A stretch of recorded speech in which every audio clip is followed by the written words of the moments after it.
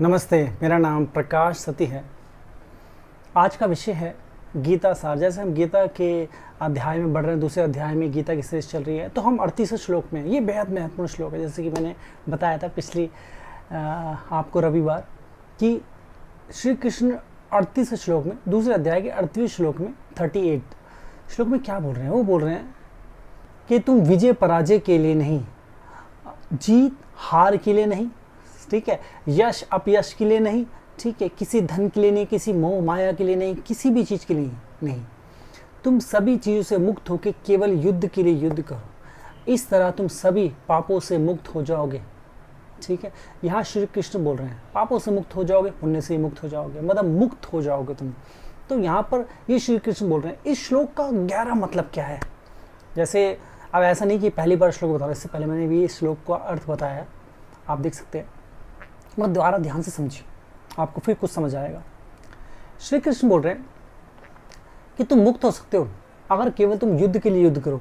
ये इस युद्ध में ना क्या नहीं होना चाहिए, कोई भाव नहीं होना चाहिए लालच का, हो मैं जीत जाऊंगा, या किसी को हराने के लिए, किसी नफरत के लिए, किसी धन के लोभ के लिए, किसी जमीन जायदाद के लिए, किसी राज गद्दी के लिए। मतलब इस भाव से युद्ध मत करो, केवल तुम युद्ध करो, क्योंकि तुम युद्ध के मैदान में तुम योद्धा हो, ये तुम्हारा कर्म है, इसलिए तुम्हें युद्ध करना।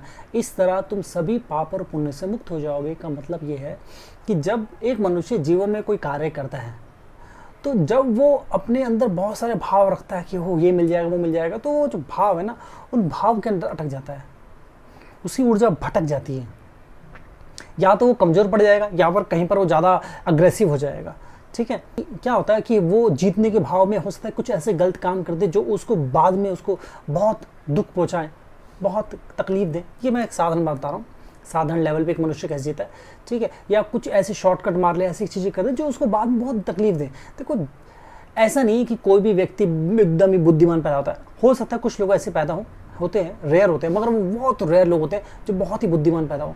मगर आम लोग जो है, मैं उनकी बात कर रहा हूँ, आम व्यक्ति जो है ना, वो साधारण बुद्धि के साथ पैदा होता है। वो धीरे धीरे अपनी बुद्धि का विकास करता है, अपने अनुभव से, एज के साथ साथ, जो काम कर्म करता है उनके साथ साथ। तो ये जो चीज़ है ना, जैसे कई हम चीज़ें करते हैं, तो हम जो आज कार्य करें उसको हमें उसके अफसोस सोचते हैं, उसकी गलतियाँ जो हमें बाद में भुगतनी पड़े, हमारे बच्चों को भुगतनी पड़े, बहुत सारी चीज़ें।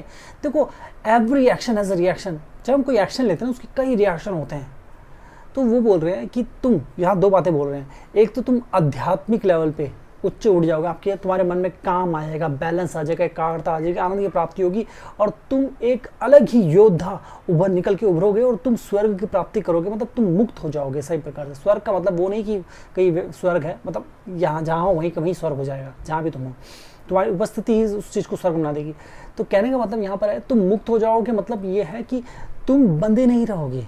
दो तरीके से, अगर एक व्यक्ति आध्यात्मिक लेवल पे इसको जानना चाहता है, तो अपने सभी काम को ऐसे करो कि जैसे तुम नहीं कर रहे, ये हो रहे हैं।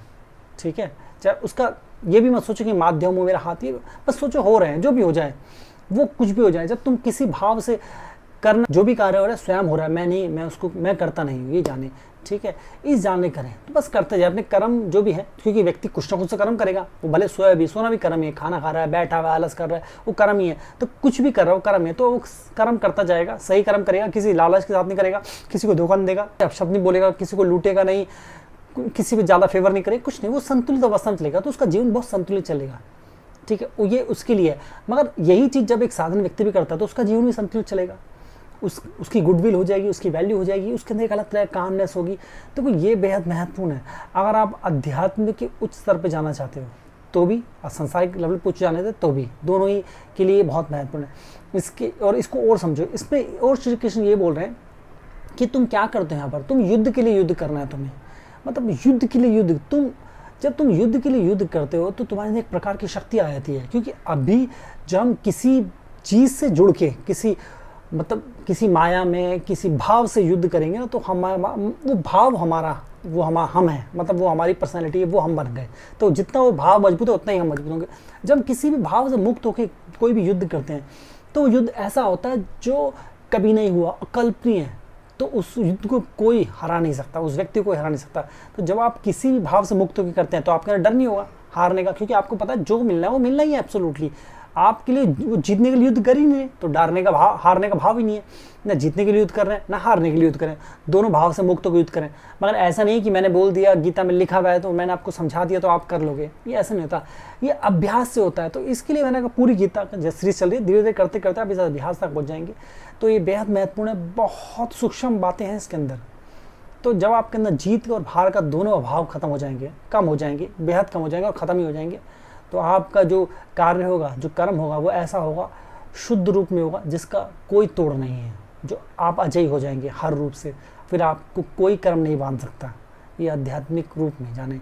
और जीवन के स्तर पे भी आपके कर्म और आपके एक्शन इतने स्ट्रांग होंगे कि आपकी एक्शन को कोई पकड़ नहीं पाएगा, जान नहीं पाएगा, रोक नहीं पाएगा, वो अकल्प नहीं होंगे। आप बिजनेस कर रहे हो, जॉब कर रहे हो, कुछ भी कर रहे हो, स्टडी कर रहे हो, वो सब चीज़ें बहुत उच्च अवस्था में होगी। आपके अंदर एक अलग दृष्टिकोण आएगा, आप एक अलग ही चीज़ों को समझ पाएंगे। देखो, ये चीज़ को समझ लेना बहुत महत्वपूर्ण है, ये बहुत महत्वपूर्ण है। तो इस सूत्र को समझे, जो मैंने अभी बोला है, इसको बार बार रिपीट करें। ध्यान रहे, कोई भी महानतम ज्ञान जो एक झटके से समझ नहीं आता, एक बार में समझ नहीं आता, इसको बार बार रिपीट करें, ठीक है। और इसको लाइक करें, इसको शेयर करें। क्यों लाइक करना है? लाइक इसलिए करना है, देखो यूट्यूब का सिस्टम अगर आप लाइक नहीं करोगे, वैल्यू नहीं देगा। और ये मैं आपको ज्ञान की बात बता रहा हूँ, धर्म की बात बता रहा हूँ, जिससे आपका जीवन रूपांतरित हो जाएगा, संसार बदल सकता है, ऐसा लाभ होता है संसार को। तो अगर हम जब धर्म की रक्षा करते हैं, संसार के लिए मतलब कुछ ऐसा कार्य करते हैं, अच्छा कार्य करते हैं, तो हमें अच्छा ही मिलता है घूम के। धर्म की रक्षा करें, धर्म हमें हमारी रक्षा करेगा। हम अच्छा कार्य करेंगे, अच्छा कार्य घूम के हमें मिलेगा। तो उसे लाइक करें, इसको शेयर करें, ये बेहद महत्वपूर्ण है। ऐसा नहीं कि मैं लाभ ले लूँ, खाली ये सोचे मेरे को मिल गया ना, भाड़ में या दुनिया, ऐसा नहीं। लाइक भी करें, उसको शेयर भी करें, ठीक है। और बताएं कि आपको क्या समझ नहीं आया, इसमें कहीं कुछ चूक गए, कोई भाव कमी, कुछ ऐसा कोई भी सवाल, आपने सवाल लिखिए, मैं उन सवालों के भी उत्तर दूंगा। जो भी सवाल आप सब लिख डालिए किसी भी विषय में, ठीक है, तसल्ली से लिखिए, ठीक है। तो अपने जीवन को रूपांतरित होने दें, इसके लिए आप चक्र जागृति सेशन, जैसे मैं हमेशा रेकमेंड करता हूँ, चक्र जागृति सेशन सभी को, बच्चे से लेकर बुजुर्ग हर व्यक्ति के। आप स्टडी करते हो, जॉब करते हो, बिजनेस करते हो, हाउस वाइफ हो, बच्चों को संभालते हो, आपको अब्रॉड जाना हो, दुनिया को कोई कार्य करना हो, कुछ करना हो, चक्र जागृति सेशन ले। ये ऐसा है, आपकी बुद्धि को खोलता है, बौद्धिक विकास करता है, आपको उच्च अवस्था में ले आता है, आप साधारण से असाधारण रहते हैं। स्टीव जॉब, चाणक्य, सब चक्र जागृति करके उस अवस्था में पहुंचे। प्रकाश सती चक्र जागृति करके उस अवस्था में पहुंचे। आज जो मैं लाइव दे रहा हूँ, सबको लिव करनी चाहिए।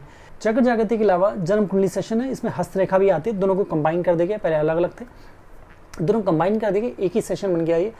तो अब इस सेशन को मैं क्या होता है, आपका हाथ को मैं 7 दिन तक गहरे में स्टडी करता हूँ, आपके दिमाग को पूरा खोल के रख देता हूँ, ठीक है।